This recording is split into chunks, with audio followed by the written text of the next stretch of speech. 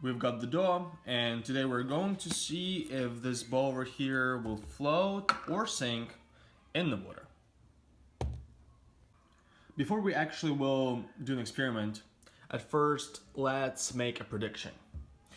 So let's look at the ball when it enters the water. We have the ball right over here. The only two forces that will be acting on the ball will be the weight of the ball and the buoyancy force, the force with which the water pushes up on the ball. So the net force in the y direction, that's being positive, that's being negative direction, equals to the buoyant force minus the weight of the ball. Let's write down our givens. We know that the radius of the ball is 0.0 meters, as well as the density of the water. It's 1,000 kilograms per meter cubic. We know the gravity force, 9.8 meters per second squared. And we know the weight of the ball, the mass of the ball. 6 kilograms. These are givens over here. Now let's try and figure out both of these forces. The weight of the ball is easy, right? It's just the mass of the ball multiplied by gravity, which equals to 0.55 newtons. Now we only need to figure out the buoyancy force. As we already discussed, buoyancy force is the force with which water pushes up on the ball. Buoyancy force likewise equals to the weight of the displaced water. We can get this from the formula that we know, where the density of the water equals to the mass of the water divided by the volume. We know the density, we know the volume, we need the mass.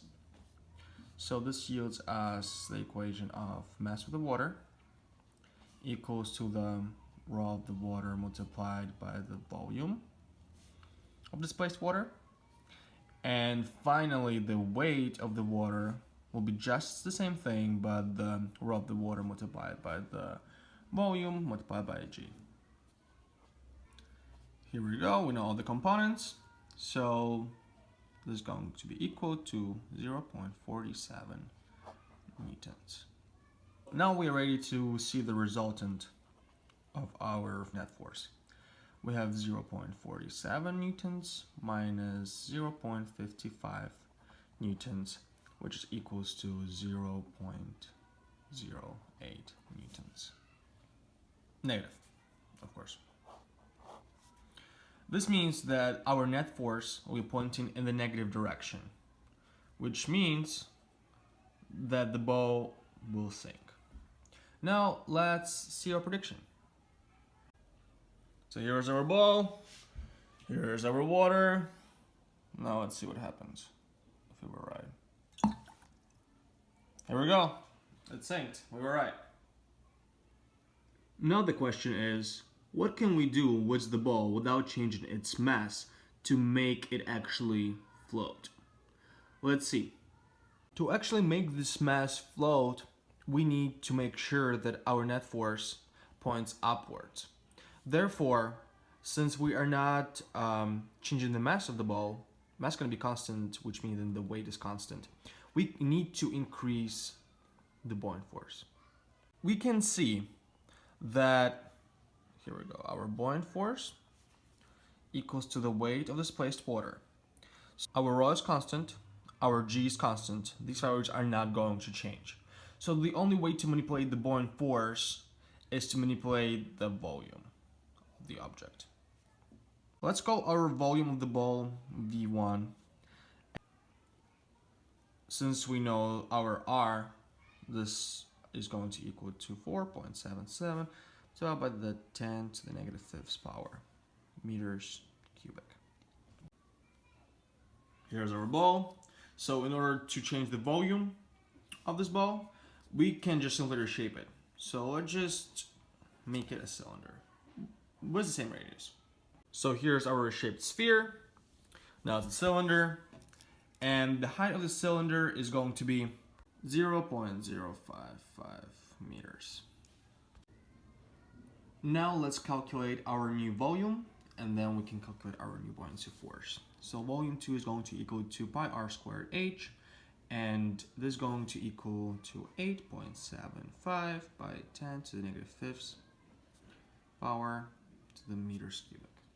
Therefore, our buoyancy force 2 equals to silver of water by volume 2 by G equal 0.85 newtons.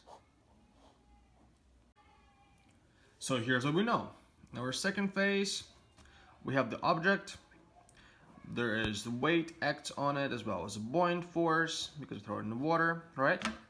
So our net force in the y direction is going to equal buoyancy force minus the weight, which equals, in our second case, 0.85 newtons minus 0.55 newtons to equal 0.3 newtons, which is, please note, larger than 0, which is positive value, which means that since our net force pointing upwards, our object should be able to float. So this thing, with the same mass as before, is going to float in the water.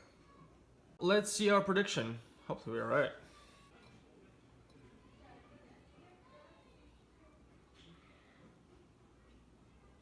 Here we go.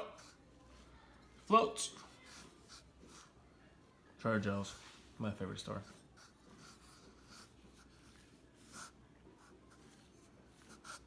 And that's how, without changing the mass, we can actually still make the object float by increasing the buoyancy force on the object.